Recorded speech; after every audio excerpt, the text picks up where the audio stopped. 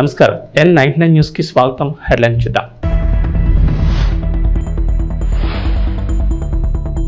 ప్రధానితో చంద్రబాబు భేటీ, రాష్ట్రానికి సంబంధించిన కీలక అంశాలపై చర్చ.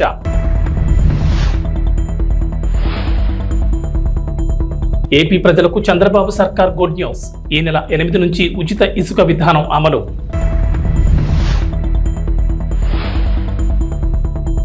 కేసీఆర్ కు మరో భారీ షాక్, కాంగ్రెస్ లోకి 6 ఎమ్మెల్సీలు. తెలంగాణకు రెయిన్ అలర్ట్, ఈ నెల 7-8 తేదీల్లో పలు జిల్లాల్లో భారీ వర్షాలు. ఆంధ్రప్రదేశ్ ముఖ్యమంత్రి నారా చంద్రబాబు నాయుడు ఢిల్లీ పర్యటనలో బిజీగా గడిపారు. ప్రధాని నరేంద్ర మోడీ కేంద్ర మంత్రుల్ని కలిశారు. రాష్ట్రానికి సంబంధించి కీలక అంశాలను ప్రస్తావించారు. ప్రధాని మోడీతో భేటీలో ముఖ్యంగా 7 అంశాలపై చంద్రబాబు చర్చించారు. రాష్ట్రానికి స్వల్ప కాలానికి ఆర్థికంగా చేయూతనివ్వమని కోరారు.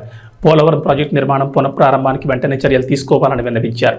రాజధాని అమరావతి ప్రాంతాల్లో ముఖ్యమైన మౌలిక వస్తువులు, ప్రభుత్వ భవనాల సముదాయం పూర్తికి సమగ్ర ఆర్థిక సాయం అందించాలని కోరారు. పారిశ్రామిక అభివృద్ధికి ప్రోత్సాహకాలు, రాష్ట్రాలకు మూలధనం వ్యయం అందించే ప్రత్యేక పథకం కింద ఆంధ్రప్రదేశ్కు అదనపు కేటాయింపులు జరిపి రోడ్లు, బ్రిడ్జిలు, సాగునీరు, తాగునీటి ప్రాజెక్టులు పూర్తయ్యేలా చూడాలన్నారు. చంద్రబాబు బుందేల్ఖండ్ ప్యాకేజ్ తరహాలో రాష్ట్రంలోని వెనుకబడిన ప్రాంతాలకు సాయం చేయాలని కోరారు. అలాగే దుగ్గరాజపట్నం పోర్ట్ పూర్తి చేసేలా రాష్ట్రానికి చేయూతను అందించాలన్నారు చంద్రబాబు. ప్రధానంగా రాష్ట్ర ఆర్థిక పరిస్థితి సరిగ్గా లేదని, వచ్చే ఆదాయం జీతాలు, పింఛన్లు, అప్పులు తీర్చడానికి కూడా సరిపోవడం లేదని కేంద్రం చేయూత ఇవ్వాలని కోరారు.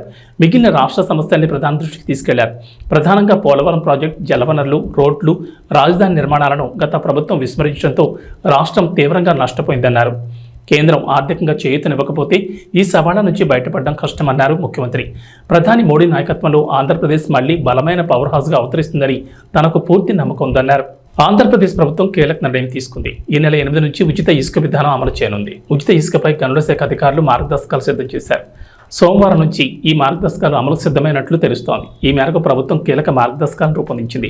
ఇకపై ప్రభుత్వం రూపాయి కూడా ఇసుక నుంచి తీసుకోకూడదని నిర్ణయించింది. ఇప్పటి వరకు టన్ను ఇసుకను 475 రూపాయలు చొప్పున విక్రయించగా ఇందులో కాంట్రాక్టర్ తవ్వకాలు, రవాణా ఖర్చు 100 తీసేస్తే మిగిలిన 375 రూపాయలు ప్రభుత్వానికి వచ్చేది. తాజా నిర్ణయం ప్రకారం 375 కాకుండా కేవలం 88 మాత్రమే వసూలు చేయనున్నారు. ఈ డబ్బులు కూడా స్థానిక సంస్థలకు జమ చేయనున్నారు. ఇందులో సేనరేజ్ ఛార్జ్ కింద 66 రూపాయలు టన్నుకు తీసుకుంటున్నారు. ఈ 66 రూపాయలను నేరుగా జిల్లా, మండల పరిషత్తులు, పంచాయతీలకు చేరుతుంది. 19.80 జిల్లా ఖనిజ నిధి కింద వసూలయ్యే మొత్తం రీచ్ ప్రాంత అభివృద్ధికి జిల్లా ఖాతాలోకి వెళుతుంది. 1.32 గనుల శాఖలో ఖనిజ అన్వేషణ ట్రస్ట్కు వెళ్లనుంది. గతంలో ఉన్న విధానంతో పోలిస్తే ఇసుక ప్రతి టన్నుకు 287 భారం తగ్గుతుందని అధికారులు చెబుతున్నారు. ఆంధ్రప్రదేశ్లో రేషన్ పంపిణీకి సంబంధించి పౌర సరఫరాల శాఖ మంత్రి నాదెండ్ల మనోహర్ కీలక వ్యాఖ్యలు చేశారు. గత ప్రభుత్వ హయాంలో రేషన్ మాఫియాలో ప్రధాన భాగస్వాములు MDU వాహనాల నిర్వాహకులేనని ఆరోపించారు. వైఎస్ఆర్సీపీ ప్రభుత్వంలో రేషన్ డోర్ డెలివరీ పేరుతో 9,260 వాహనాలు కొనుగోలు చేసిన విషయాన్ని గుర్తు చేశారు. దీంతో పౌర సరఫరాల సంస్థకు 1,500 కోట్ల నష్టం జరిగిందన్నారు. రాష్ట్రంలో MDUల ద్వారా రేషన్ పంపిణీ చేయడంపై త్వరలోనే చర్చించి ఓ నిర్ణయం తీసుకుంటామని తెలిపారు. రేషన్లో భాగంగా పేదలకు ఇచ్చే పంచదార, అంగన్వాడీలకు ఇచ్చే కందిపప్పు, నూనె ప్యాకెట్లు బరువు తక్కువగా ఉన్నట్లు గుర్తించినట్లు మంత్రి తెలిపారు. ఈ కారణంగానే రాష్ట్ర వ్యాప్తంగా కందిపప్పు, పంచదార, నూనె, ఇతర ప్యాకెట్ల పంపిణీ నిలిపివేయాలని మంత్రి అధికారులను ఆదేశించారు. అలాగే ప్రస్తుతం నిలిపేసిన పంచదార, కందిపప్పు, ఇతర వస్తువుల్ని త్వరలోనే రేషన్ కార్డుదారులకు అందజేస్తామన్నారు మంత్రి. రేషన్ విషయంలో జాగ్రత్తలు తీసుకుంటామని, అవినీతికి తావు లేకుండా చర్యలు తీసుకుంటామని అన్నారు. 7,615 మెట్రిక్ టన్నులను సీజ్ చేశాం ఒక్క రోజులోనే. ఈ రోజున మళ్ళీ ఉదయం నుంచి ప్రారంభించాం. ఒక 3 చోట్ల మాకు స్పష్టంగా ఆధారాలు దొరుకుతున్నాయి. ఎన్ని కోట్ల రూపాయలు ఈ విధంగా ప్రజాధనాన్ని సొంత లాభం కోసం, ఒక కుటుంబం కోసం ఉపయోగించుకున్నారో మీ అందరికీ బాగా తెలుసు. కాబట్టి ఆ మార్పు ప్రజలు కోరుకున్నారు. ఆ మార్పు మేము చేసి చూపిస్తాం. కాకినాడ పోర్ట్ అంటేనే అందరు భయపడుతున్నారు. ఈ రోజున ఏ స్థాయికి వెళ్ళారంటే సొంత వెసల్ మెయింటైన్ చేసుకుంటున్నారు వాళ్ళు. అంటే ఎంత రైస్ ఇక్కడి నుంచి ఎక్స్పోర్ట్ అయిపోయిందో ఆఫ్రికా దేశాలకి మీకు అర్థం అవుతుంది. సొంత వెసల్ మెయింటైన్ చేసుకునే స్థాయికి వీళ్ళు ఎదిగారు. ఇతర దేశాల్లో వీళ్ళకి అకౌంట్స్ ఉన్నాయి. ఇతర రాష్ట్రాల నుంచి కూడా వీళ్ళు సరుకు తీసుకొస్తున్నారు. స్థానిక పోలీసు అధికారులు కూడా చెప్పాం, టోల్ గేట్ల దగ్గర CCTV ఫుటేజ్ తీసుకుని గత 10 రోజుల నుంచి, అంటే నా పర్యటన ఉందని తెలుసుకుని 3-4 రోజుల నుంచి కూడా చాలా స్టాక్స్ లిఫ్ట్ చేసేశారు. ఇది చాలా పెద్ద కార్టెల్ ఏర్పడ్డారు. కాబట్టి వీళ్ళందరి పైన కూడా క్రిమినల్ యాక్షన్ తీసుకుంటాం. అందులో ఏమాత్రం కూడా హెసిటేట్ చేసేది లేదు. లావాన్ ఇంటర్నేషనల్, రెండోది అయ్యప్ప ఎక్స్పోర్ట్స్ అంటున్నారు, అది బీబో వాళ్ళు టేక్ ఓవర్ చేసి నడిపిస్తున్నారు.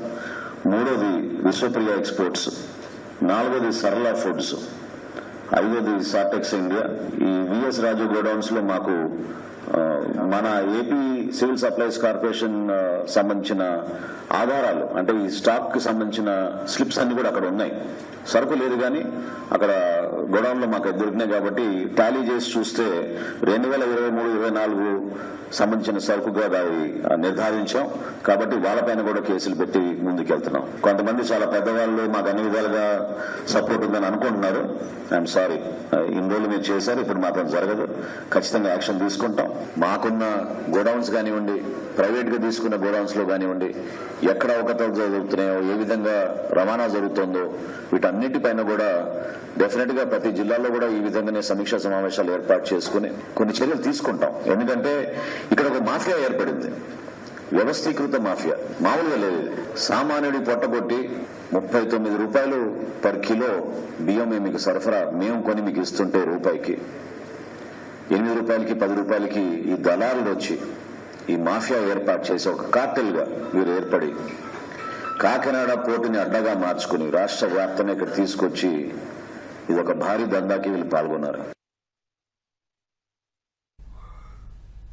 మాజీ ముఖ్యమంత్రి భారత రాష్ట్ర సమితి అధినేత కె చంద్రశేఖరరావుకు వర్ష షాకులు తగ్గుతున్నాయి. గత ఏడాది జరిగిన అసెంబ్లీ ఎన్నికల్లో ఓటమితో డీలాపడ్డ కేసీఆర్ కు నేతలు ఒక్కొక్కరుగా పార్టీని వీడుతున్నారు.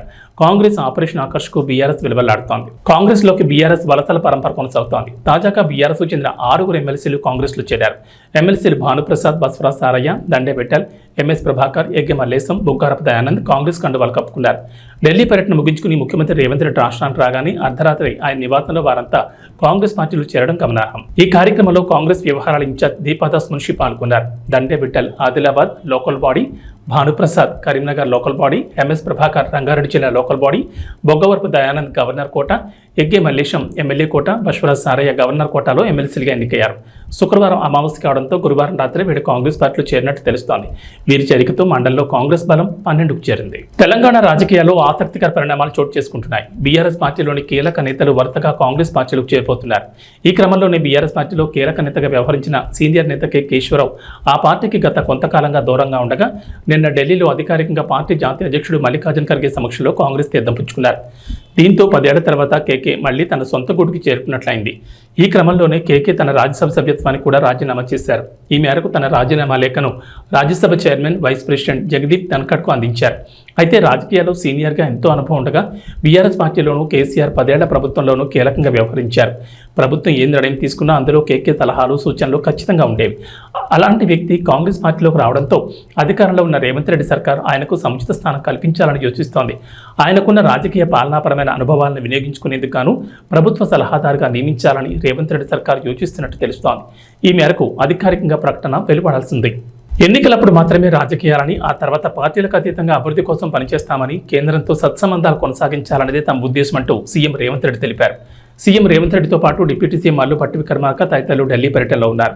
ఈ పర్యటనలో భాగంగా ప్రధానమంత్రి నరేంద్ర మోడీ, హోంశాఖ మంత్రి అమిత్ షా తదితర మంత్రులతో భేటీ అయ్యారు. తెలంగాణ రాష్ట్ర ప్రయోజనం దృష్టిలో ఉంచుకుని విభజన చట్టంలోని పలు అపరిష్కృత సమస్యలను వెంటనే పరిష్కరించేందుకు చొరవ చూపాలని, విభజన హామీలను త్వరగా నెరవేర్చడమే కాకుండా రాష్ట్రానికి రావాల్సిన నిధులను వెంటనే విడుదల చేయాలని రేవంత్ రెడ్డి బృందం కేంద్రానికి విజ్ఞప్తులు చేసింది. ఈ మేరకు మోడీకి, అమిత్ షాకి పలు వినతి పత్రాలు సమర్పించింది. కేంద్ర పెద్దలతో భేటీ అనంతరం మీడియాకు రేవంత్ రెడ్డి బృందం సమావేశం ఏర్పాటు చేసింది. సమావేశాలకు సంబంధించిన వివరాలు మీడియాకు వివరించారు. రాష్ట్ర అభివృద్ధితో పాటు విభజన చట్టంలో ఉన్న అంశాలపై ప్రధానమంత్రి నరేంద్ర మోడీతో పాటు కేంద్ర హోంశాఖ మంత్రి అమిత్ షాను కలిసినట్లు రేవంత్ రెడ్డి తెలిపారు. అనంతరం భేటీలో కేంద్రానికి చేసిన విజ్ఞప్తులను, వివరాలను డిప్యూటీ సీఎం భట్టి విక్రమార్క మీడియాకు వివరించారు. 1, 2 కాకుండా కేంద్రానికి తెలంగాణ ప్రభుత్వం పెద్ద డిమాండ్ లిస్ట్ ఇచ్చినట్లు భట్టి తెలిపారు. గజ్వేల్ పట్టణంలో శివాజీ స్టాచ్యూ వద్ద Gajwel inspector Saida, traffic inspector Murali సిబ్బందితో కలిసి విస్తృతంగా వాహనాల తనిఖీలు చేస్తూ డ్రంక్ అండ్ డ్రైవ్ టెస్టులు నిర్వహించారు. ఈ సందర్భంగా ఇన్స్పెక్టర్ సైదా మాట్లాడుతూ మద్యం సేవించి వాహనాలు నడపొద్దని సూచించారు. రోడ్డు నిబంధనలు, ట్రాఫిక్ నిబంధనలు పాటించి వాహనాలు నడిపి క్షేమంగా గమ్యస్థానాలకు చేరుకోవాలన్నారు. మద్యం సేవించి వాహనాలు నడపొద్దని, మోటార్ సైకిల్ వాహనదారులు తప్పకుండా హెల్మెట్ ధరించాలని, ప్రమాదాల నివారణ కృషి చేయాలని తెలిపారు. మోటార్ సైకిల్ వాహనదారులు తప్పకుండా హెల్మెట్ ధరించాలని, ప్రమాదాల నివారణ కృషి చేయాలని తెలిపారు. రోడ్లకు ఇరువైపులా ఏర్పాటు చేసిన సైనింగ్ బోర్డ్స్ సూచనలు, సలహాలు పాటిస్తూ సేఫ్టీగా డ్రైవ్ చేసి క్షేమంగా గమ్యస్థానాలకు చేరుకోవాలని సూచించారు. కారు నడిపేటప్పుడు సీట్ బెల్ట్ ధరించాలని సూచించారు. వాహనదారుల్లో, ప్రజల్లో మార్పు వచ్చినప్పుడు మాత్రమే రోడ్డు ప్రమాదాలు తగ్గుతాయని తెలిపారు. ఈ కార్యక్రమంలో గజ్వేల్ ట్రాఫిక్ సిబ్బంది, పోలీస్ సిబ్బంది తదితరులు పాల్గొన్నారు.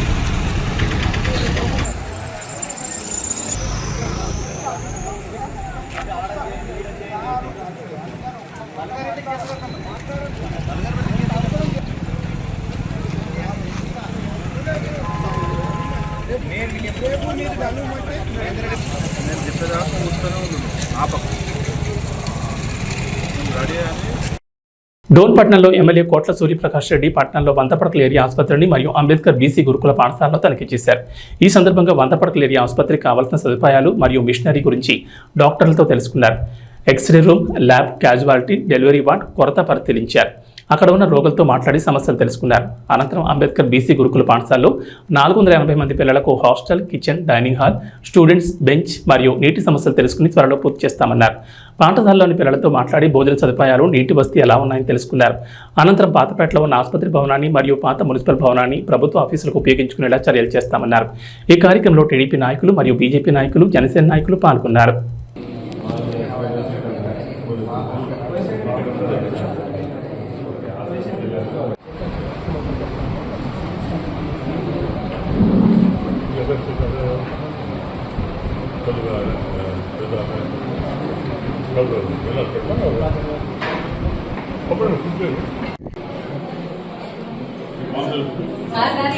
పచ్చడి ఇస్తాం సార్, ఒకసారి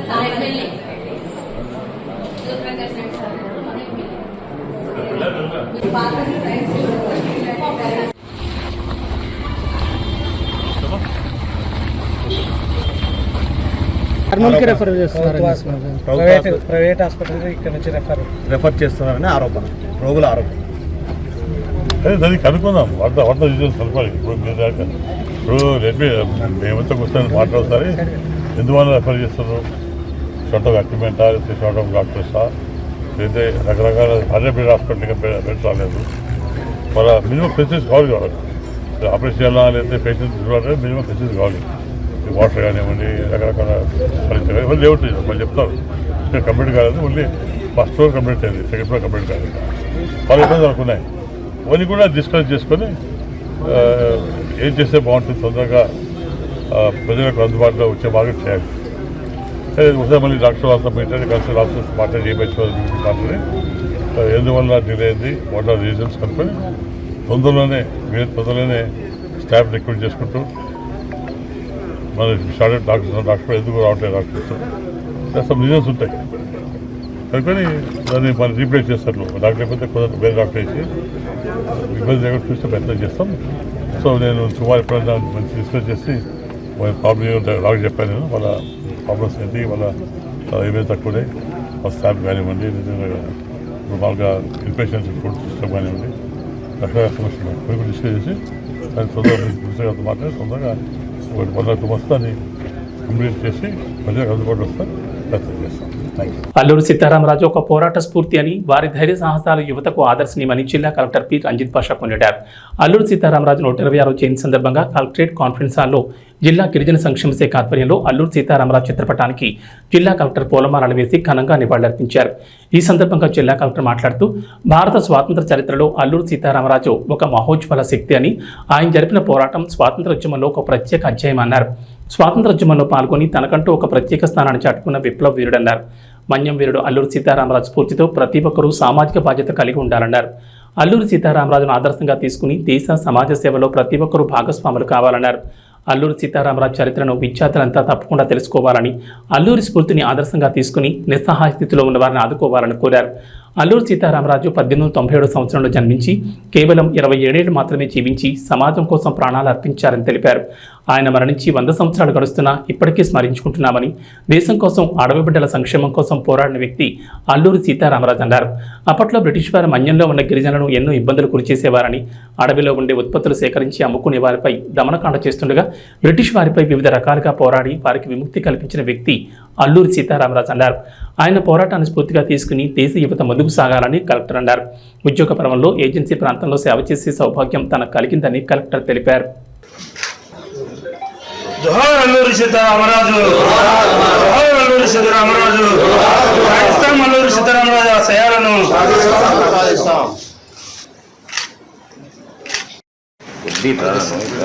ఒక ఫోటో అల్లూరి సీతారామరాజు గారి జయంతి జరుపుకుంటున్నాం. రోజు 1997లో ఇదే రోజు ఆయన జన్మించడం జరిగింది. బాల్యం నుంచి కూడా ఉన్నత విభావాలు జరిగి, అలాగే దేశం కోసం చాలా చిన్న వయసులో ప్రాణాలు అర్పించి మనందరి కోసం, అంటే ఎస్పెషల్లీ మనకి ఉన్నటువంటి షెడ్యూల్ ఏరియా కావచ్చు, అలాగే రంప ఏరియా అంటాం. సో ఆ ఏరియాలంతా కూడా అక్కడ ఉన్నటువంటి చాలా వెనుకున్న ట్రైబల్స్ కోసం ఎంతో కృషి చేసి ధైర్యంగా బ్రిటిషర్స్ వాళ్ళందరూ కూడా ఎదుర్కొని రంప తిరుగుబాటును ఏర్పాటు చేయడమే కాకుండా ట్రైబల్స్లో అప్పుడు ఉన్నటువంటి ప్రజల్లో చాలా వరకు ప్రభుత్వం యొక్క విరాగాలు కావచ్చు అప్పట్లో.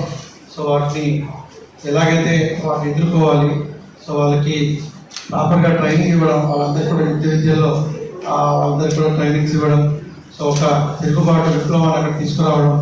సో దాని ద్వారా మీకు తెలుసు ఆ ఫర్దర్ స్టెప్స్ ఎలా జరిగాయో మనకి నేషనల్ మూమెంట్లో. సో ఆ తర్వాత ఇప్పటికీ కూడా మనం 8 సంవత్సరాల తర్వాత కూడా ఒక వ్యక్తిని మనం గుర్తుపెట్టుకొని మరి ఆయన గురించి మాట్లాడుతూ ఆయన మళ్ళీ సరే స్మరించుకుంటున్నామంటే ఆయన చేసిన మంచి విషయాలు మనందరికీ, ఆయన చేసినటువంటి అప్పుడు అంత ధీరోదాత్తంగా ఆయన పోరాడినటువంటి ఆ విలువలు కావచ్చు, ఆయన దేనికోసమైతే ఆ విప్లవాన్ని స్టార్ట్ చేశారో, దేనికోసమైతే ప్రాణాల లెక్క చేయకుండా ఎదురుండి పోరాడారో, దాన్ని ఆ విలువల్ని, ఆ భావాల్ని, ఆ యొక్క ఏవైతే ఆశయాలు ఉన్నాయో అవన్నీ కూడా మనం ఇప్పటికీ కూడా ఇంకా మనకి చాలా చోట్ల ఇంకా వెనుకబడినటువంటి వాళ్ళు ఉన్నారు. సో వాళ్ళందరినీ కూడా మనం పైకి తీసుకురావాలి. ఎస్పెషల్లీ షెడ్యూల్ ఏరియాకి సంబంధించి నేను కమిషనర్ డెవలపర్గా ఉన్నప్పుడు కొన్ని యాక్టివిటీస్ చేయడం జరిగింది. అలాగే ఇక్కడ కూడా కొన్ని యాక్టివిటీస్ మనం చేయడం జరిగింది.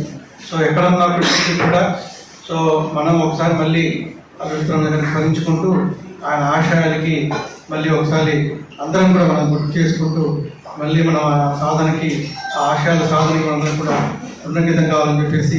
కల్కి 2898 చిత్రం ఓవైపు కాతుల వర్షం కురిపిస్తూనే మరోవైపు రికార్డులను తిరగరాస్తోంది. ప్రభాస్ ప్రధాన పాత్రలో నటించిన ఈ చిత్రాన్ని అద్భుతంగా తెరకెక్కించారు డైరెక్టర్ నాగశ్విన్. ఇక లెజెండరీ నటులు అమితాబ్ బచ్చన్, కమల్ హాసన్ ఇందులో కీలక పాత్రలు నటించారు. మొత్తానికి కల్కితో తిరిగి ఫామ్లోకి వచ్చిన ప్రభాస్కి తన పెద్దమ్మ కృష్ణరాజ్ భార్య శ్యామలాదేవి ఓ రిక్వెస్ట్ చేశారట. మన్యం వీరుడు అల్లూరి సీతారామరాజు జీవితంపై ఓ సినిమా చేయమని ప్రభాస్ను కోరతానని ఆమె అన్నారు. హైదరాబాద్ ట్యాంక్ బండ్ వద్ద క్షత్రియ సేవాసం నిర్వహించిన అల్లూరి సీతారామరాజు 127వ జయంతి వేడుకల్లో శ్యామలాదేవి పాల్గొన్నారు. ఈ సందర్భంగా మీడియాతో మాట్లాడుతూ ఈ స్టేట్మెంట్ ఇచ్చారు. అల్లూరి సీతారామరాజు పాత్రను కృష్ణరాజు గారు చేద్దామనుకున్నారు. ఆయన నా పాత్రలో చూడాలని మా అందరి కోరిక. కానీ ఆ తర్వాత కృష్ణ గారు చేశారు. చాలా మంచి సినిమా, పెద్ద హిట్ అయింది. ఇప్పుడు ఇన్ని సంవత్సరాల తర్వాత ఆ క్యారెక్టర్లో ప్రభాస్ను చూడాలని అభిమానుల కోరిక.